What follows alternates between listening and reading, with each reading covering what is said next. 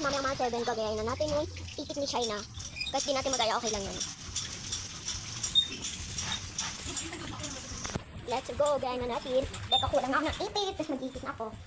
Let's go, take a step ko. Ito na guys, let's try. Okay guys, magpapasita mamaya ng damit. Dito muna ako, wait. Okay guys, ganito ba yung buhok ni China? Teka. Guys, okay na ba? Buhok na ba ito ni China? Pasensya na guys kung ganito yung buhok ko medyo maba. Kasi slow lang ako sa mga ganito. Teka. Liligo muna ako guys, maghintay ko dyan. Guys, pahinga muna tayo ng paputok kaka-challenge. Si Kuya Kian. May kuya din ako pero ang pangalan niya ay Kuya Kian Racial Cut. Kuya Kian Racial Cut. Kaya, pag nakikita na ako malungkot, pinapasahin na ako. Wala na siya na yun. Nandun na siya, sinaman na siya ni Kuya Kap. At sinaman na siya ni Kuya. Teka, malapit na maubos ang oras ko. Bye-bye, pahinga muna tayo. Ito ko talaga guys matiis. Kakapagod mag-vlog. Pero itutuloy natin to, kaya natin to.